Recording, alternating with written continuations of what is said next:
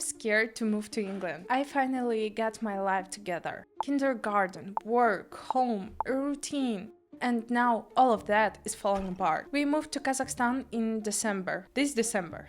Last December. And a couple of days ago, we found out that we might have to leave. And since then, I've only been thinking about one thing. I want this. And I'm terrified. My husband is from Russia. He left in March 2022 and hasn't been back since because of the risk. Getting residency in Kazakhstan right now is almost impossible. In Kyrgyzstan, where I am from and where our son is also a citizen, it's possible, but we'd have to deal with Russian government bodies, which we really don't want to do. We have a UK visa, but moving there is very expensive. And here's the thing. We've been walking toward Britain for a long time. It was a goal, it was a plan, point B. We saved up, we waited, we prepared for years, 2 or 3 years. And now that has stopped being someday and turned into maybe in a couple of months. That's exactly when it hits. I really want this, and I'm terrified.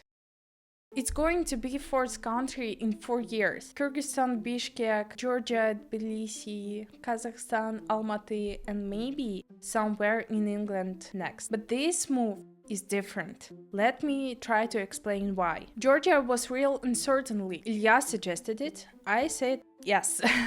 And we just went. I didn't even properly assess the risk. I was just, okay, sure, let's go. Tbilisi was beautiful. We lived in the old town. But I was a mom with a small kid, and that's socially very isolating. You meet people on the street because you have a child or a dog, but the contact stays surface level. Kazakhstan I came to as a home. I'm from Kyrgyzstan, and Kyrgyzstan and Kazakhstan are close, not identical. Every country has its thing, but I'd already lived in Almaty back in 2017-18 for several months. So coming back here was a return, not a leap. I drive to Bishkek often. It's only 3 hours from Almaty, 3 or 4 hours. My sister just had a baby, and being close to her matters to me. But England, that's a whole other league. But you've been there, you liked it. I'll tell you honestly, I did like England. Really. I was invited once and I went to London, Oxford, Cambridge, but I spoke English fine. No disasters, and England itself is beautiful. The plants are different there, not like back home. In Bishkek, everything is dusty. It's just the climate. You always should clean your shoes. In England, my white sneakers got cleaner than they were when I packed them. I'd look at them and I thought, well, these aren't even the same shoes anymore. So yes, I like Britain. I wanted to be there.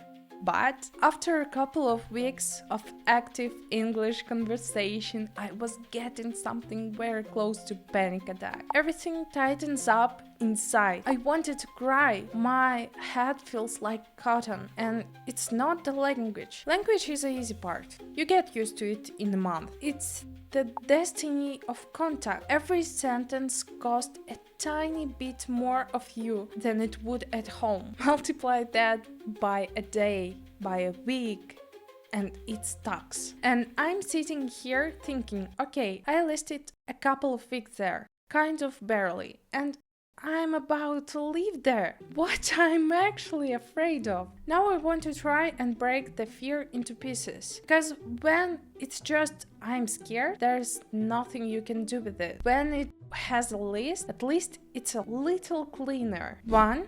Being far from family. Bishkek is 4 hours from where I am now. My sister gave birth, I went. From Britain to Kyrgyzstan, it's a flight a visa, an invitation, a lot of money, a stack of paperwork. It's not I'll pop over for the weekend.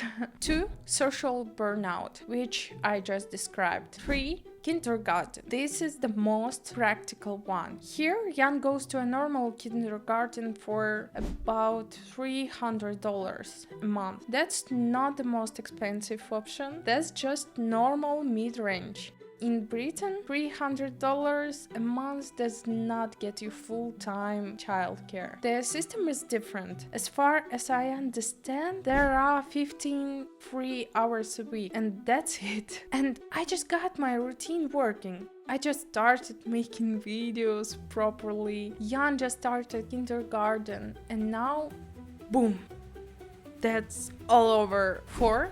Jan and the Russian language. I'm not afraid of him speaking English. That's great, actually. I just want him to also know Russian. I've seen kids of influencers who were moved to Britain at around 10. They do speak Russian, but with an accent, and they write it badly. It's not a tragedy, but if it can be avoided, why not? And avoiding it takes work. A Russian language school, if your city has one, working at home together, setting a rule that at home we speak Russian. It's a project. 5. Harry, our dog. I can't just bring a dog into the UK. There are no direct flights for pets. The UK doesn't let animals in as cabin baggage. They have to enter as cargo or by land. The realistic route for us is fly to Paris and then take the Eurotunnel, the train under the English Channel, with Harry in the car with us. With me. And to do any of that, we should have started preparing yesterday. Microchip, rabies vaccine within a specific window, EU paperwork, tapeworm treatment in a specific window before entry. So this isn't buy a ticket and go.